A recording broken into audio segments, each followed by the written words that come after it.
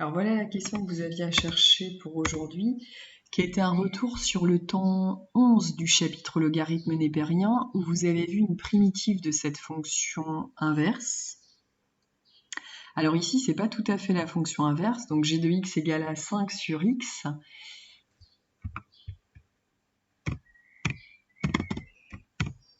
Mais qui peut aussi s'écrire sous une autre forme, c'est-à-dire 5 fois 1 sur x. Et là, vous allez faire apparaître la fonction de référence qui est la fonction inverse. Alors si on observe cette fonction-là, il y a quand même un truc à dire, c'est qu'elle est strictement positive sur l'intervalle que l'on considère, qui est l'intervalle 2, 6. Et c'est important, si on veut être rigoureux sur le choix des réponses que l'on va faire, parce qu'on vous demande de calculer une aire. Or, pour pouvoir faire le lien entre l'aire et l'intégrale, il va falloir s'assurer au préalable que votre fonction est bien strictement positive. Bon, ici, c'est le cas. Et donc, cette aire, d'après votre cours, elle va se calculer grâce à une intégrale.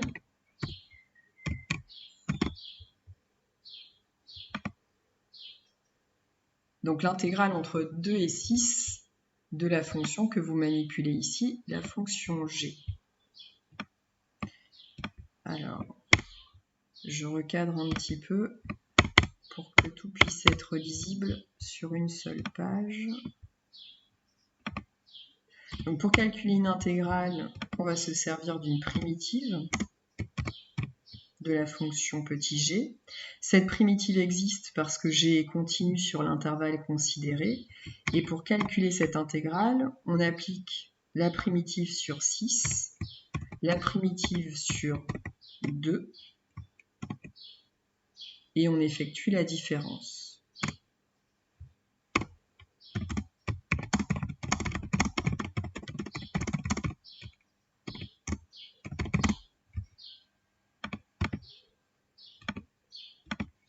Donc une primitive ici, vu que j'ai mis de côté ce 5 qui a un coefficient, une primitive va s'écrire comme 5 multiplié par une primitive de la fonction inverse, c'est la fonction logarithme népérien.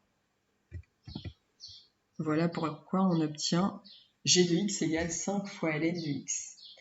On a besoin de g de 6, on a besoin de g de 2 qui se calcule assez rapidement. Donc quand on fait la différence, on a g de 6 moins g de 2 qui vaut 5 ln de 6 moins 5 ln de 2.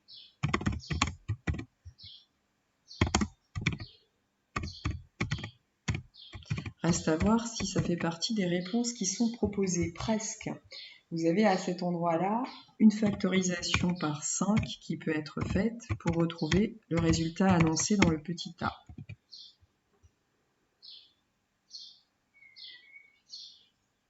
Donc 5 ln de 6 moins 5 ln de 2, ça s'écrit aussi comme ça, réponse A. Donc ça c'est pour la question 11 de votre exo 1. Et puis je reviens sur l'exo 3, première question, la résolution d'une équation. Alors pour résoudre cette équation et pour appliquer votre cours, parce que j'avais vu ce que vous m'aviez proposé sur feuille, vous ne pouvez passer à l'exponentielle que lorsque vous avez bien conservé un ln, enfin vous pourriez passer ici à l'exponentielle, c'est pas le problème. Sauf que je vous conseille d'abord d'avoir exprimé ln de x en fonction de, c'est-à-dire d'avoir quelque chose sous cette forme-là, avant de passer à l'exponentielle. Bon, après, ça peut être fait dès le début, mais ça va nécessiter d'appliquer plus de formules algébriques liées à l'exponentielle, et c'est peut-être pas le plus rapide, le plus efficace. Donc nous, on va essayer d'obtenir d'abord ça, et puis ensuite on passera à l'exponentielle.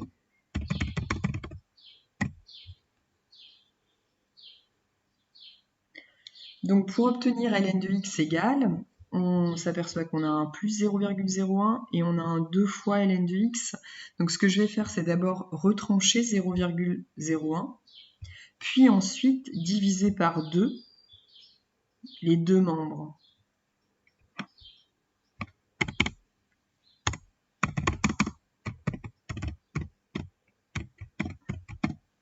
Donc on retranche dans les deux membres, on divise par 2.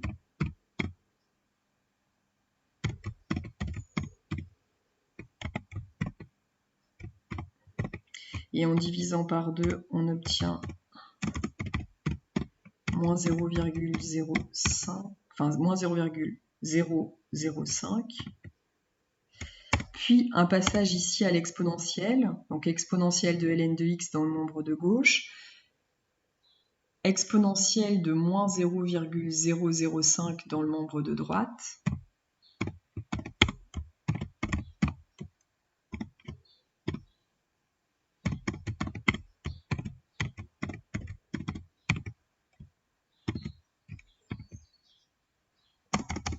dans le membre de gauche, vous allez obtenir x, et dans le membre de droite, exponentielle de moins 0,05. Et là, vous avez résolu votre votre équation.